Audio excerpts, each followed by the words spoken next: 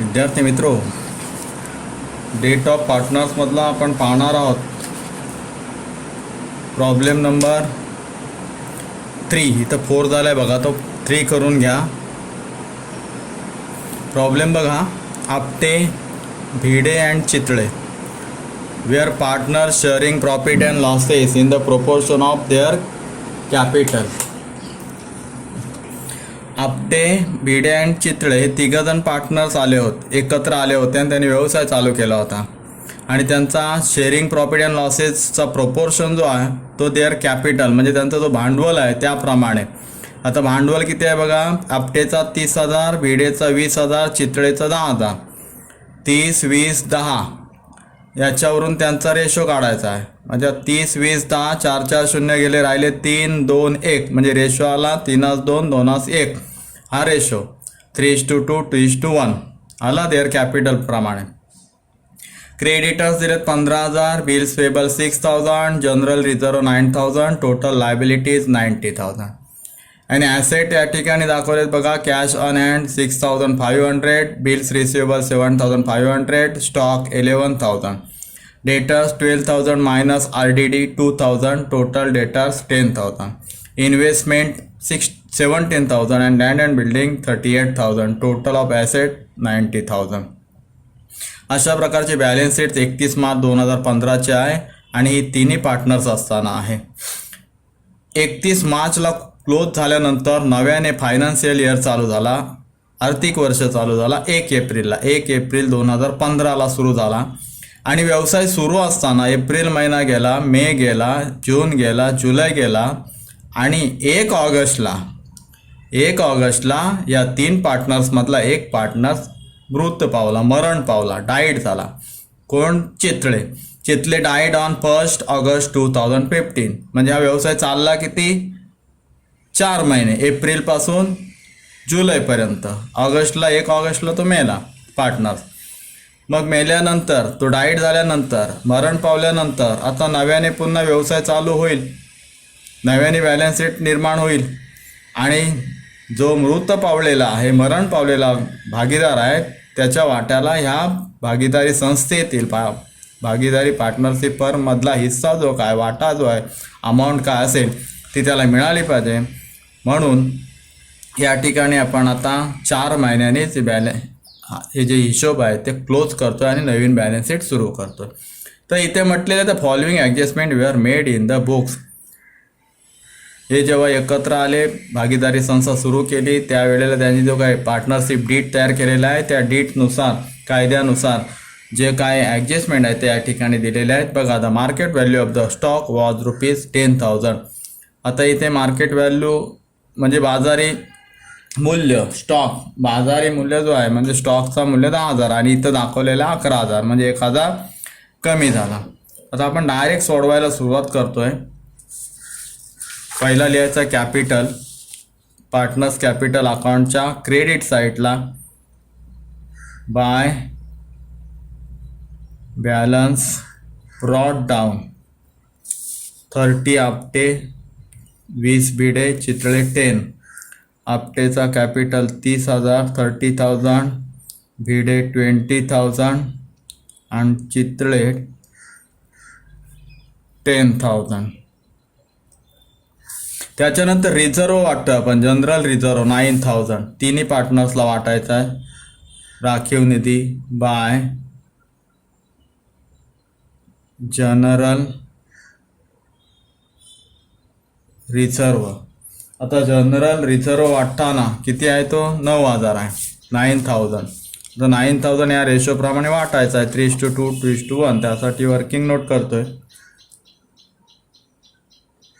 General reserve ₹9,000, ratio 3:2, 2:1 as per their capital. त्यांच्या कॅपिटलनुसार हा रेशो काढलेला आहे. आता बघा, आपटे 9,000 गुणिले आपटेचा ratio 3/6, 3 2 5 1 6. Bhide 9,000 into 26 and Chitale 9,000 into 16. 6 एके 6 राहिले 3, 6 पंचे 30 म्हणजे 1500, 15 त्रिक 45, 4,500 रुपीज, 3,000 आणि रुपीज 1500 एके 1500. अशा पद्धतीने जनरल रिझर्व आपण तिन्ही पार्टनर्सला वाटून टाकला. तो पार्टनर्स अकाउंटच्या क्रेडिटला, तिन्ही पार्टनर्सच्या क्रेडिटला जमा करायचा आहे. 4,500, 3,000 आणि 1,500. अशा पद्धतीने जनरल रिझर्व आपण वाटून टाकला. पुढे पाहतोय आता त्या डायरेक्ट ॲडजस्टमेंट बघतोय. The market value of the stock was ₹10,000. म्हणजेच ही 10,000 रुपये नवीन बॅलन्स शीटला इथं आपल्याला दिसली पाहिजे. इथे 11,000 स्टॉक होता, इथे 10,000 दिसतोय, म्हणजे 10,000 करायचा आहे. म्हणजे 1,000 काय झाली, स्टॉकची व्हॅल्यू उतरली, कमी झाली. To stock profit and loss ॲडजस्टमेंटच्या डेबिट साईडला टू स्टॉक डिप्रिसिएटेड घसरली, 1,000 रुपयांनी स्टॉकची किंमत उतरली. आता इथे स्टॉक बॅलन्स शीटला दाखवायचा आहे. ॲसेटला स्टॉक, आधीचा स्टॉक जुना 11,000 आणि नवीन बॅलन्स शीटला तो स्टॉक 10,000 दिसला पाहिजे, म्हणजे 1,000 कमी दाखवायचा आहे. लेस स्टॉक डिप्रिसिएटेड, आउटरला 10,000, म्हणजे ही जी नवीन बॅलन्स शीटला अमाऊंट दिसली पाहिजे 10,000. पुढचे adjustment second, land and building were valued at ₹42,000. Land and building 38,000 रुपयाची जुनी होती, इथं 42,000 दाखवले, म्हणजे 4,000 वाढली, ॲप्रिसिएटेड झाली. म्हणजे इथे दिसताना लँड अँड बिल्डिंग 42 दिसेल, 38 अधिक 4 42, आणि 4,000 जे आहे ती वाढलेली प्रॉफिट अँड लॉस ॲडजस्टमेंटला ॲडजस्ट करायचं आहे क्रेडिट साईडला बाय लँड अँड बिल्डिंग 4,000, 4,000 रुपयांनी वाढले. इथं कंसात लिहा वाटल्यास ॲप्रिसिएटेड वाढ झाली, इमारतीमध्ये 4,000 वाढली. मग इथून वाढलेली किंमत दाखवायची बॅलन्स शीटमध्ये. लँड अँड बिल्डिंग आधी 38,000 रुपयाची बिल्डिंग होती, 4 महिन्यांनी ती 4,000 रुपयांनी तिची किंमत वाढली, म्हणजेच झाली ती नवीन बॅलन्स शीटमध्ये ॲसेट दिसेल लँड अँड बिल्डिंग 42,000. या ठिकाणी ॲप्रिसिएटेड झाली लँड अँड बिल्डिंग. दोन्ही इफेक्ट झाल्या. प्रॉफिट अँड लॉस ॲडजस्टमेंटला ॲडजस्ट केलं क्रेडिट साईडला आणि इथे ॲड केलं लँड अँड बिल्डिंग ॲसेटला. पुढं तिसरे adjustment, all debtors were good. आता डेटर्स बघा 12,000 वजा रिझर्व फॉर डाऊटफुल 2,000, म्हणजे 12,000 उधारीचे येणार आहेत डेटर्सकडून, परंतु 2,000 रिझर्व फॉर डाऊटफुल डेट्स म्हणजे प्रोव्हिजन केलेले आहे की संशयित की नाही आले तर 2,000 रुपये प्रोव्हिजन. म्हणजे इथे दाखवलेत येणार की ते 10,000, पण इथं म्हटलं ऑल डेटर्स वेअर गुड, म्हणजे सगळे डेटर्स हे चांगले आहेत, म्हणजे सगळेचे सगळे पैसे आपल्याला मिळणार आहेत. म्हणजेच नवीन बॅलन्स शीटमध्ये 12,000 रुपये दिसले पाहिजेत. डेटर्स जुनी डेटर 10,000 ॲड, त्याच्यामध्ये add ॲप्रिसिएटेड,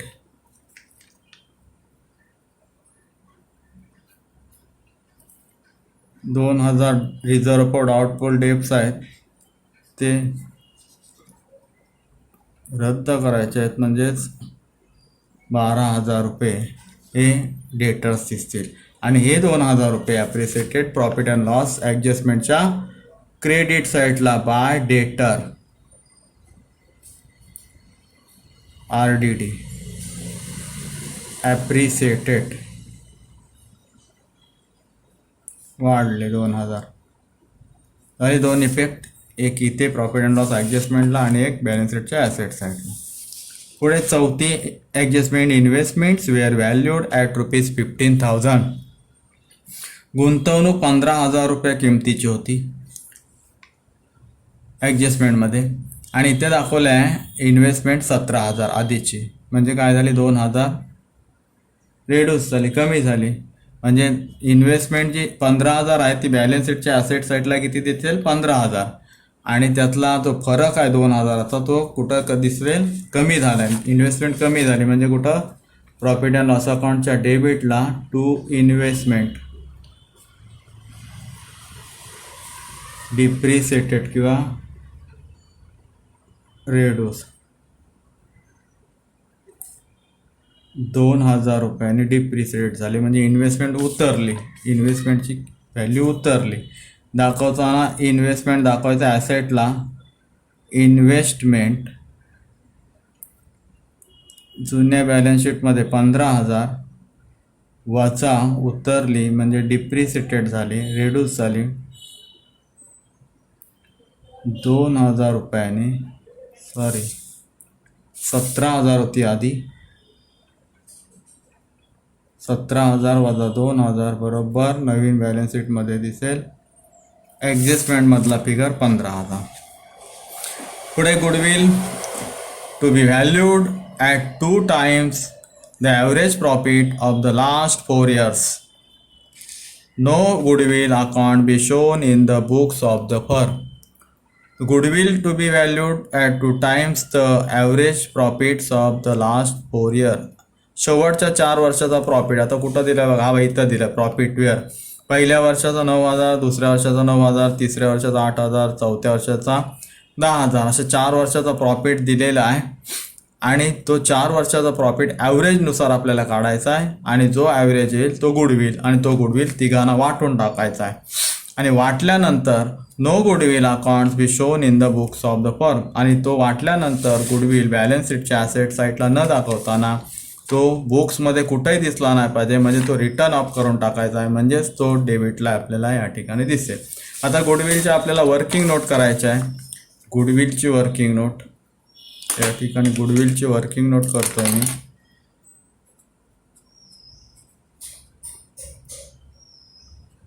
goodwill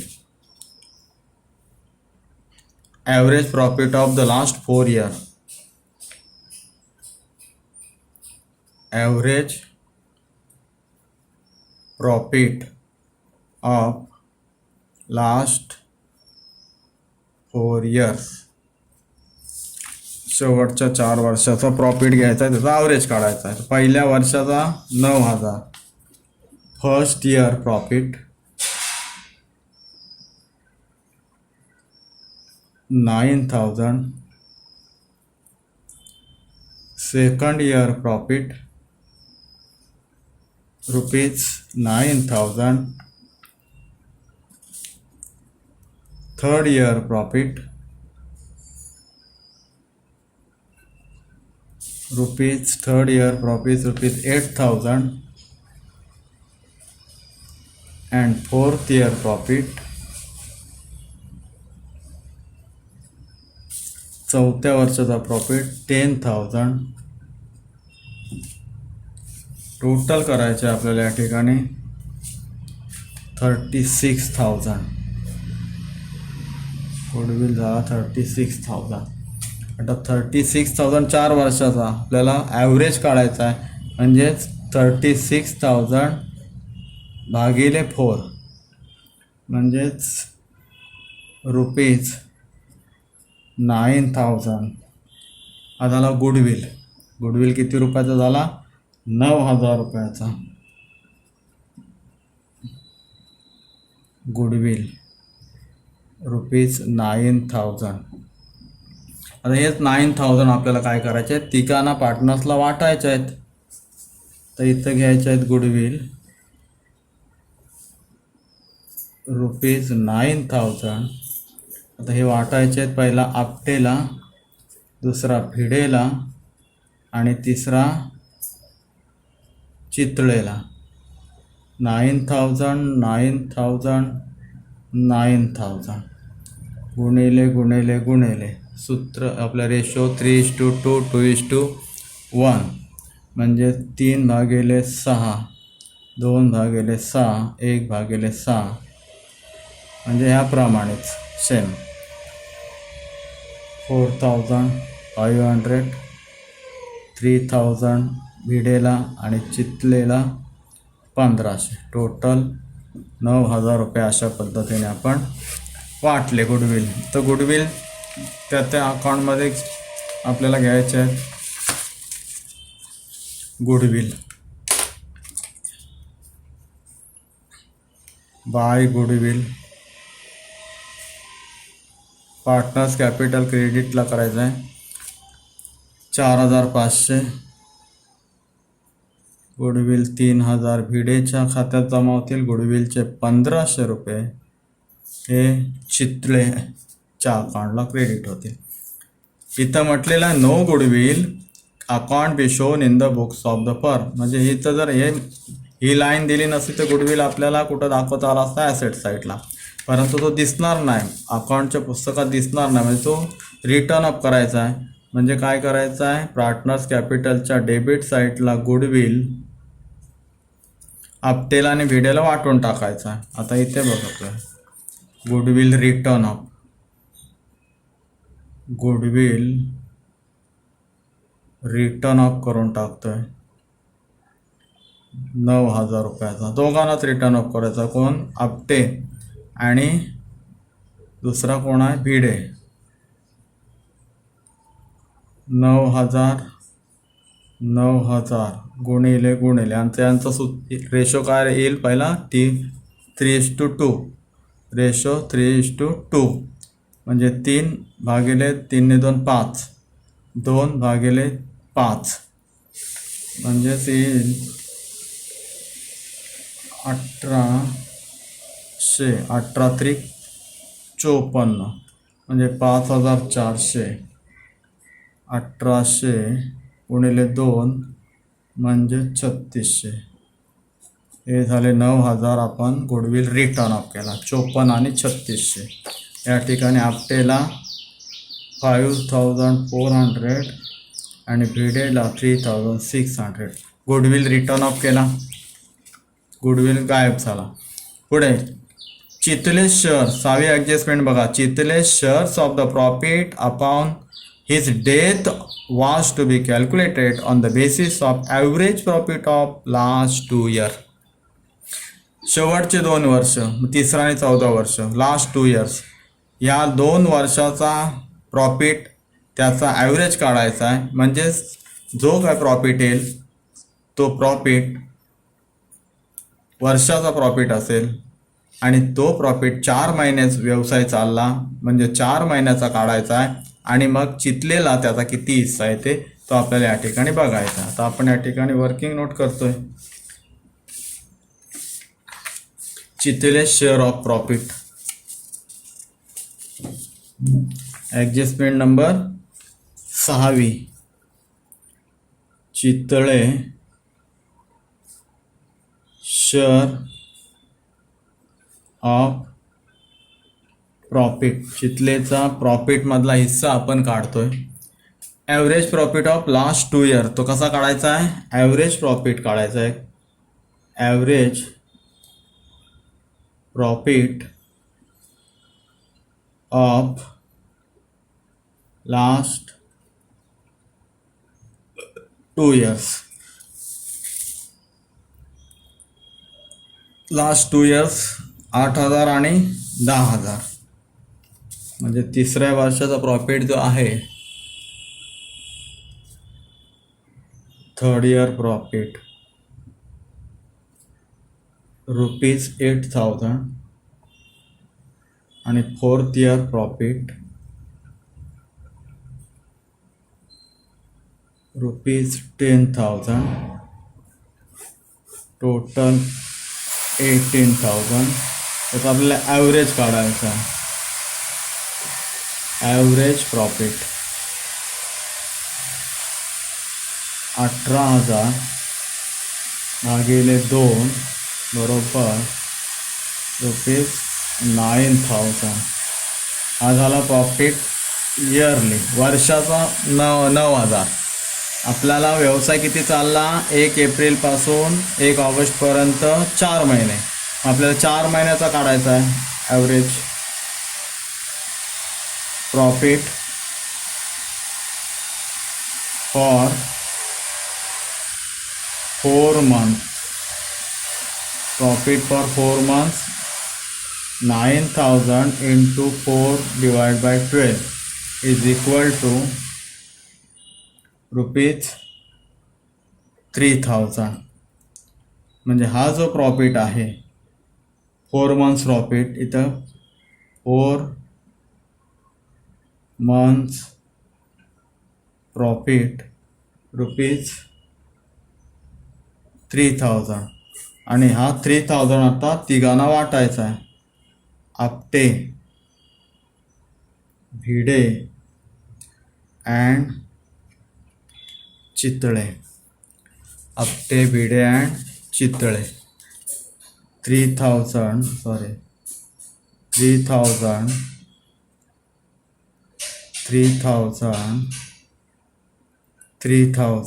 into 362616 is equal to, आपटेला प्रॉफिटचा हिस्सा येईल. आपटे आणि भिडेचा घेण्याची काही गरजच नाही. आपल्याला हिस्सा चितलेचाच द्यायचा आहे. म्हणजे तिथलेला किती मिळतील, ₹500. 6 के 6, 6 पंचतीस 00, 5 एके 5, ₹500. म्हणजेच चितळेला प्रॉफिटचा हिस्सा मिळेल ₹500. म्हणजेच profit and loss suspense account तो आपल्याला इथे दाखवायचा आहे. कॅपिटल, पार्टनर्स कॅपिटल अकाउंटच्या क्रेडिट साईडला bye profit and loss suspense account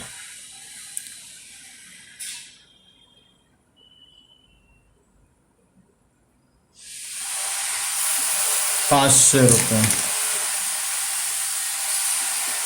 चितलेच्या खात्यात दाखवायचे 500. आणि हेच profit and loss suspense account आपल्याला ट्रान्सफर करायचं आहे बॅलन्स शीटला. तर खाली घेतोय profit and loss suspense account 500. झालं. 6वी ॲडजस्टमेंट झाली. ॲडजस्टमेंट सगळ्या संपल्या. आता बघतोय आपण balance sheet, liability side. Balance शीटची लायबिलिटी साईड बघतोय.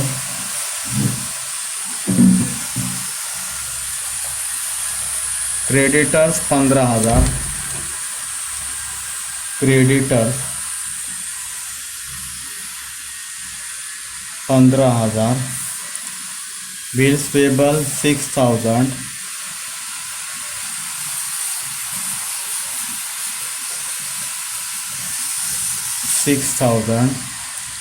जनरल रिझर्व डिस्ट्रीब्यूट केला. त्याच्यानंतर कॅश ऑन हँड 6,500. बॅलन्स शीटच्या ॲसेट साईडला कॅश ऑन हँड 6,500. त्याच्यानंतर bills receivable 7,500. Bills receivable 7,500. Stock घेतला, डेटर्स घेतले, इन्व्हेस्टमेंट घेतले, कॅश घेतली, बिल्स रिसिवेबल घेतला, profit and loss suspense account घेतला. या ठिकाणी सगळ्याच एंट्री आपल्या झालेल्या आहेत. आता आपल्याला करायचं आहे क्लोज. पहिला क्लोज करतोय profit and loss adjustment account 4,000, 2,000 बरोबर 6,000, 6,000. इथे आपल्याला दाखवायचं आहे 2 पार्टनर्स डिफरन्स जो येईल तो 2 पार्टनर्स अकाउंट ट्रान्सफर करायचा आहे 2 पार्टनर्स कॅपिटल अकाउंटला. जो काय डिफरन्स येईल तो किती डिफरन्स येते तो बघा. प्रॉफिट अँड लॉस ॲडजस्टमेंट अकाउंटला 6000 टोटल आहे. त्या 6000मधून 3000 गेले म्हणजे राहिले 3000 आणि हे 3000 आपल्याला डिस्ट्रीब्यूट करायचे आहेत 3 पार्टनर्सला. आपटे, भिडे अँड चितळे.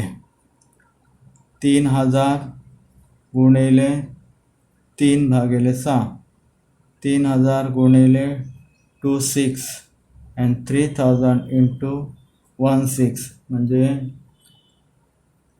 आपटे 1500,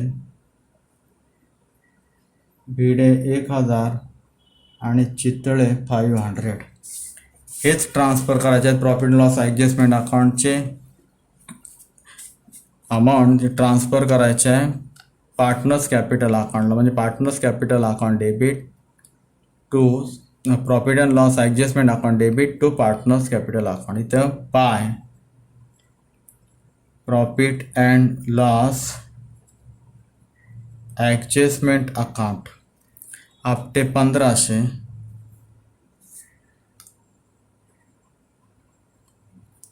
भिडे 1000 आणि रिटायर डेड होणारा आहे पार्टनर झालेला चितळे 500. आता या ठिकाणी क्लोज करतो आहे पार्टनर्स कॅपिटल अकाउंट. पहिला क्लोज करतो चितळेचा. त्याला त्याचे जे अमाऊंट असेल ती त्याचा जो को प्रतिनिधी असेल किंवा कार्यकारी अधिकारी असेल एक्झिक्युटर त्याला त्याच्या लोन खात्यावर ट्रान्सफर करायचे आहेत. 10, 11, 12, 13, 14,000. चितळेची टोटल आली क्रेडिट साईड 14,000 ती त्याच्या एक्झिक्युटर्स लोन अकाउंटला टू चितळेच एक्झिक्युटर्स लोन अकाउंट खात्यात कर्ज खात्यात टाकतो कारण ते आपल्याला देणे आहेत. चितळेच्या नावावरती 14,000 आणि हेच कुठं दाखवायचे आहेत लायबिलिटीला देणे साईडला. चितळेचे देणे आहेत या ठिकाणी चितळेच एक्झिक्युटर लोन अकाउंट 14,000 14,000 झाले. आता क्लोज करतोय आपटे. आपटेची बॅलन्स बघा क्रेडिट बॅलन्स 30, 40, 30, 34, 38, 39, 40,500. 40,500 क्रेडिट बॅलन्स जास्त आहे म्हणून आधी केली ते 40,500. त्यातून 5,400 गेले म्हणजे राहिले 35,100. 35 ने 5 40,500. 35, 40, 500 टू बॅलन्स कॅरीड डाऊन हा कॅपिटल कोणाचा आपटेचा. त्याच्यानंतर आता भिडेची क्रेडिट टोटल करतोय 20, 26, 27,000. डेबिटला घेतली 27,000 त्याच्यातून 3,700 गेले राहिले 23,400. हा झाला भिडेचाच कॅपिटल अकाउंट. तो ट्रान्सफर करायचा लायबिलिटीला दाखवायचा कॅपिटल.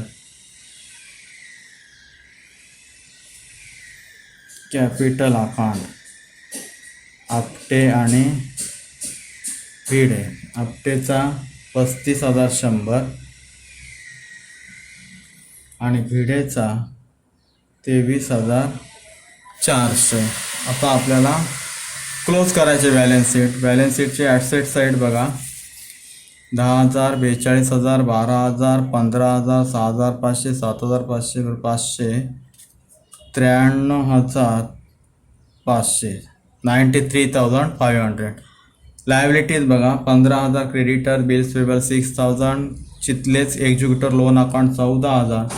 आपटेचा कॅपिटल 35,100 आणि भिडेचा कॅपिटल 23,400 बरोबर 93,500. अशा पद्धतीने या ठिकाणी बॅलन्स शीट क्लोज झाली. इथे डेट ऑफ ए पार्टनरचा तिसरा एक्झाम्पल आपला पूर्ण झालेला आहे. एक्झाम्पल नंबर 3 यातला बघा, जनरल रिझर्व पहिल्यांदा अशा पद्धतीने रेशोने वाटला. त्याच्यानंतर गुडविलचा कॅल्क्युलेशन केला, गुडविल रिटर्न ऑफ केला. त्याच्यानंतर चितले शेअर ऑफ प्रॉफिट काढलं आणि तो चितलेच्या अकाउंटमध्ये जमा केला. अशा पद्धतीने आता चितले डाईट झाल्यानंतर त्याचा जो कोई प्रतिनिधी आहे, एक्झिक्युटर असेल, त्याला किती रुपये मिळतील? 14,000 रुपये. ते देणे आहेत. आपली आता नवीन बॅलन्स शीट आहे. नवीन बॅलन्स शीटमध्ये फक्त 2च पार्टनर आहेत आणि या दोघांचा आता हा व्यवसाय चालू होईल आणि त्या दोघांचा व्यवसायातली ॲसेट आणि लायबिलिटी एवढे असेल. अशा पद्धतीने हा तिसरा प्रॉब्लेम आपला या ठिकाणी संपलेला आहे. व्यवस्थित आखून सोडवून घ्या. धन्यवाद.